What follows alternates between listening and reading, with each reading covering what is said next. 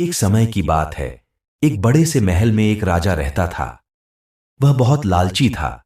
उसके पास बहुत सारे पैसे होने के बावजूद वह उससे संतुष्ट नहीं था।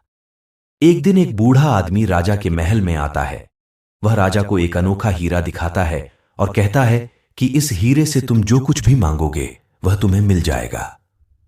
लेकिन उसने राजा को चेतावनी दी कि हर इच्छा की एक कीमत होगी। राजा बहुत खुश हो जाता है और हीरे को अपने पास रख लेता है।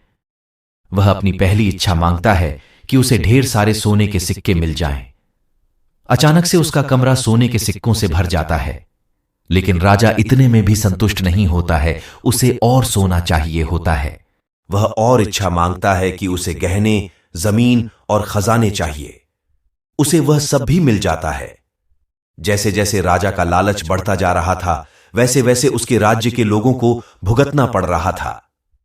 वह सब गरीब हो गए, उनकी जमीन बंजर हो गई, क्योंकि हीरे से मांगी गई इच्छाओं की कीमत उसके राज्य के लोगों को चुकाना पड़ रहा था। हाँ, लोग गिड़गिड़ाते रहे राजा के सामने कि वह रुक जाए, लेकिन राजा ने उनकी एक न सुनी।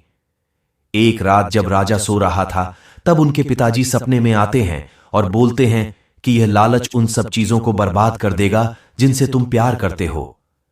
राजा की नींद खुलती है और उसे अपनी गलती का एहसास होता है। राजा ने सभी लोगों को एक साथ बुलाया और अपने आप को बदलने का वादा किया। उसने अपने धन का उपयोग लोगों की मदद करने और राज्य को बेहतर बनाने के लिए किया। राज्य फिर से सुखी और समृद्ध हो गया।